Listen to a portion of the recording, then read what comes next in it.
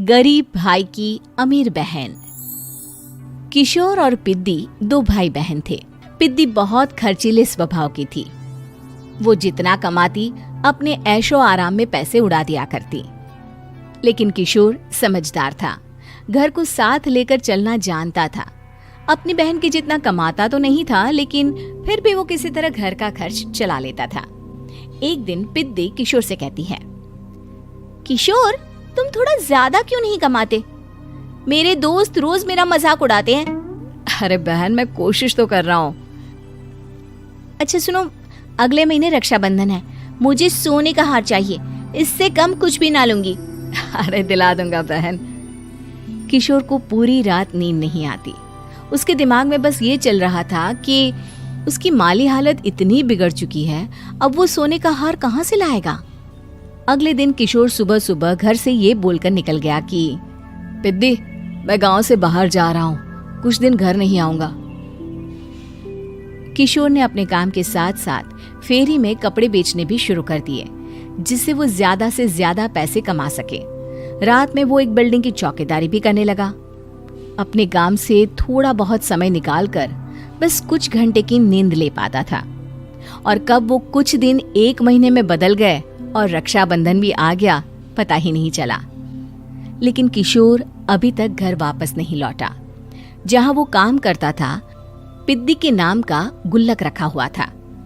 किशोर ने उस गुल्लक को फोड़ा और सारे पैसे इकट्ठा करके एक सोने का हार खरीद लिया। घर में पिद्दी किशोर का इंतजार कर रही थी। तभी किशोर आता है। कहाँ चले गए थे? 4 दिन का कहा था और 1 महीने से पता नहीं कहाँ गायब हो गए थे। मैंने बस एक हार मांगा था और तुमने तो घर ही छोड़ दिया। अरे मुझे थोड़ा काम मिल गया था। कुछ नहीं, सब समझती हूँ, बहाने थे तुम्हारे। अपनी बहन के लिए इतना भी नहीं कर सकते, कैसे भाई हो? चलो यहाँ बैठो, राखी बांधती हूँ। पिद्दी ने किशोर को राखी बांधी। वैसे ही किशोर ने अपनी बहन के हाथ में सोने का हार रख दिया। उसकी खुशी का कोई ठिकाना नहीं था। वो मिठाई खिलाए बिना ही नेकलेस लेकर चली गई और शीशे के सामने अपने गले में हार रखकर देखने लगी। किशोर ने लड्डू उठाया और खुद ही खा लिया। ऐसे कई साल गुजर गए। एक दिन पिद्दी की नौकरी छूट गई। अब वो पूरी तरह किशोर पर डिपेंड हो गई थी। आए दिन किशोर को अपने महंगे महंगे शौक गिनाकर उससे पैसे मांगा करती थी। किशोर, कुछ पैसे देना, मुझे पार्लर जाना है। किशोर बिना कुछ बोले उसे पैसे दे देता। ये क्या, 500? अरे इतने में तो मुझे पार्लर में एंट्री मिलेगी बस। अच्छा, देता हूँ ना ज्यादा। अरे कैसे भाई हो, अपनी बहन के लिए इतना भी नहीं कर सकते। किशोर ने जेब से 2000 का नोट निकाला और उसे दे दिया। किशोर गरीबी में रह लेता था, लेकिन अपनी बहन को कभी कोई कमी नहीं होने देता था।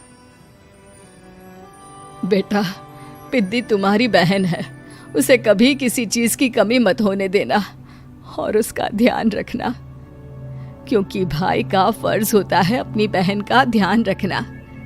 किशोर ने माँ की कही ये बात हमेशा के लिए याद कर ली थी। शायद माँ की इसी बात की वजह से किशोर पिद्दी की हर जिद पूरी करता चला आ रहा था। किशोर, आज मैं अपने दोस्तों के साथ पार्टी करने जा रही हूँ, मुझे कुछ पैसे दो ना। किशोर पिद्दी को समझाता है, लेकिन पिद्दी नाराज होकर चली गई और अपने कमरे में सुबक सुबक कर रोने लगी। किशोर अपनी जेब से कुछ पैसे निकालता है और पिद्दी को दे देता है। किशोर खुद कभी अच्छे कपड़े नहीं पहनता, लेकिन पिद्दी को राजकुमारी की तरह रखता। पिद्दी के जाने के बाद किशोर अपने काम पर निकल गया। एक तरफ पिद्दी अपने दोस्तों के साथ मस्ती कर रही थी, तो वहीं दूसरी तरफ किशोर पैसे कमाने के लिए कड़ी मेहनत कर रहा था। कुछ और दिन ऐसे ही बीत गए। एक दिन पिद्दी एक लड़के को लेकर घर आई और उसे किशोर से मिलवाया। किशोर, मुझे इस लड़के से शादी करनी है, लेकिन इनके मम्मी पापा बोल रहे हैं कि उनको दहेज में एक कार चाहिए, तभी वो मेरा और पंकज का रिश्ता कबूल करेंगे। लेकिन बहन, कार खरीदना कोई सब्जी खरीदने के बराबर तो नहीं है। अरे कैसे भाई हो तुम, अपनी बहन के लिए इतना नहीं कर सकते?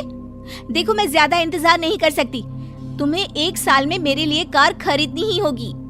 अच्छा पंकज, एक काम करो, कल तुम अपने माता पिता को घर बुला लो, मैं उनसे तुम्हारे और पिद्दी के रिश्ते की बात कर लेता हूँ। अगले दिन किशोर के छोटे से घर में पंकज और उसके माता पिता आते हैं। बेटा, तुम्हारी बहन ने हमारी शर्त तो बता ही दी होगी। जी। बेटा, तुम तो इतने छोटे घर में रहते हो, दहेज कहाँ से लाओगे? मैं अपनी बहन की खुशी के लिए सब कुछ कर सकता हूँ। पंकज और पिद्दी का रिश्ता तय हो जाता है।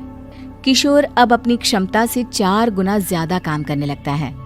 सुबह सबके घरों में न्यूज़पेपर फेंकता, दिन में मजदूरी करता और रात में चौकीदारी करता।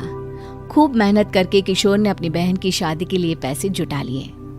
उसने अपनी बहन के लिए कार खरीद ली। जब वो पिद्दी के ससुराल वालों से मिलने गया तो उन्होंने किशोर से और पैसों की मांग की। इस बार किशोर हार चुका था। पिद्दी, माफ करना, मैं तुम्हारी शादी उस लड़के से नहीं कर सकता। वो लालची लोग हैं, उन्हें सिर्फ पैसों से मतलब है। देखो किशोर, मैं पंकज से ही शादी करूंगी। क्योंकि पिद्दी ने तो किशोर की बात न मानने की जैसे कसम खा रखी थी। किशोर ने पंकज को घर बुलाया। पंकज, तुम अपने माता पिता को समझाते क्यों नहीं हो? भैया, वो हमारी शादी के लिए मान गए, मेरे लिए तो यही बहुत बड़ी बात है। हम एक काम कर सकते हैं, दहेज की रकम में से कुछ पैसे मैं आपको दे देता हूँ। अरे लेकिन समाज वाले क्या कहेंगे? अरे जब दुनिया को पता चलेगा तब ना। अच्छा, कुछ पैसे मैं अपने मालिक से कर्ज में ले लेता हूँ। कुछ पैसे पंकज देता है, कुछ वो कर्जा लेता है और अपनी उम्र भर की कमाई वो अपनी बहन की शादी में लगा देता है। आखिर में पंकज और पिद्दी की शादी हो जाती है। पिद्दी की विदाई के बाद किशोर बिल्कुल अकेला पड़ जाता है। अब उसका कमाने में भी मन नहीं लगता। उधारी वाले रोज घर में आकर बैठ जाते हैं। अरे किशोर, अब तो पिद्दी की शादी को 5 साल हो गए, अब तो हमारा पैसा लौटा दो। चाचा, पिद्दी के जाने के बाद किसी भी काम में मन नहीं लगता। अरे तो हमारा पैसा कैसे वापस मिलेगा? जी, कुछ करता हूँ मैं। किशोर के ऊपर बहुत सा कर्जा चढ़ गया था, इसलिए उसने तय किया कि वो ये घर बेचकर सबके पैसे लौटा देगा। अगली सुबह शहर के किसी साहूकार को उसने अपना घर बेच दिया और सबके पैसे लौटा के वो गांव छोड़कर चला गया। पिद्दी ने शादी के बाद कभी अपने भाई का हाल तक नहीं पूछा। किशोर को फर्क नहीं पड़ता था, बस ससुराल में उसकी बहन खुश है ये जानकर उसे खुद की खुशी मिलती थी और ये सोचकर कि उसने माँ से किया हुआ वादा पूरा कर दिया।